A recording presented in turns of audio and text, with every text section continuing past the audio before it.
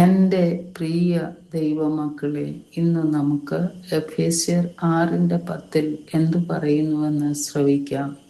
എഫേസ്യർ 6:10 ഒടുവിൽ കർത്താവിലും അവൻ്റെ അമിത ബലത്തിലും ശക്തിപ്പെടുവീൻ.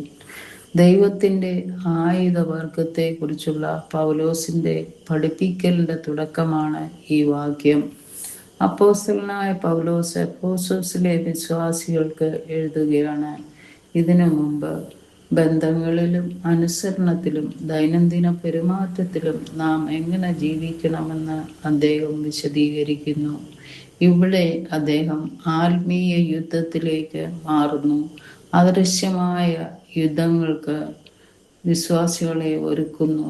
ഒടുവിൽ എന്ന വാക്ക് ഒരു ഉപസംഹാരത്തെ സൂചിപ്പിക്കുന്നു. മാത്രമല്ല, ഒരു പ്രധാന അന്തിമ നിർദ്ദേശവുമാണിത്.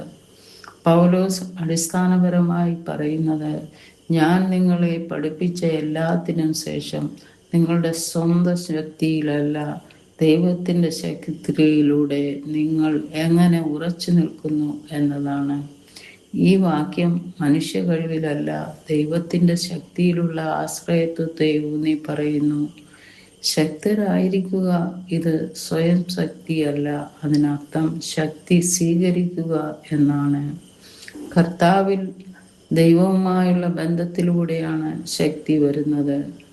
അവൻ്റെ ശക്തിയുടെ ശക്തി ദൈവത്തിൻ്റെ പരിധിയില്ലാത്ത ദിവ്യശക്തി, താൽക്കാലിക മനുഷ്യ പരിശ്രമമല്ല. യഥാർത്ഥ ആത്മീയ ശക്തി ദൈവത്തിൽ നിന്നാണ് വരുന്നത്, നമ്മിൽ നിന്നല്ല. ശക്തരായിരിക്കുക എന്നത് ഒരു കൽപ്പനയാണ്, മറിച്ച് ഒരു ക്ഷണം കൂടിയാണ്. അതായത്, നമ്മുടെ സ്വന്തം ശക്തിയാൽ നമുക്ക് ആത്മീയ യുദ്ധങ്ങളിൽ വിജയിക്കാൻ കഴിയില്ല. കർത്താവിൽ ശക്തി ആന്തരിക പ്രചോദനമല്ല, അത് ക്രിസ്തുവുമായുള്ള ബന്ധമാണ്. ഒരു ശാഖ ഒരു മുന്തിരിവള്ളിയെ ആശ്രയിക്കുന്നത് പോലെ വിശ്വാസികൾ ദൈവത്തെ ആശ്രയിക്കുന്നു. അവൻ്റെ ശക്തിയുടെ ശക്തിയിൽ ദൈവത്തിൻ്റെ ശക്തി അനന്തവും മാറ്റമില്ലാത്തതും വിജയകരവുമാണ്.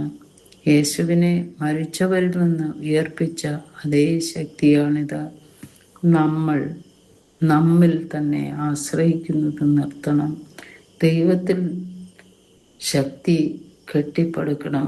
സത്യത്തിൻ്റെ ആയുധം, നീതി, വിശ്വാസം, രക്ഷ, ദൈവവചനം, പ്രാർത്ഥന എന്നിവ ധരിക്കണം. യുദ്ധങ്ങളിൽ ദൈവത്തെ വിശ്വസിക്കണം. സ്നേഹപിതാവേ, യഥാർത്ഥ ശക്തി സ്വയം സൃഷ്ടിക്കപ്പെടുന്നതല്ല, അത് ദൈവം നൽകിയതാണെന്ന് മനസ്സിലാക്കാൻ ഞങ്ങളെ സഹായിക്കണമേ. ദൈവത്തിൻ്റെ ആയുധവർഗം ധരിക്കുന്നതിന് മുമ്പ് ആദ്യം ഈ സത്യം നാം മനസ്സിലാക്കണം. വിജയം ദൈവത്തിൻ്റെ ശക്തിയെ ആശ്രയിക്കുന്നതിലൂടെയാണ് ആരംഭിക്കുന്നത്.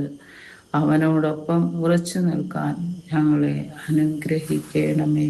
യേശുവിൻ്റെ നാമത്തിൽ തന്നെ ആമേൻ.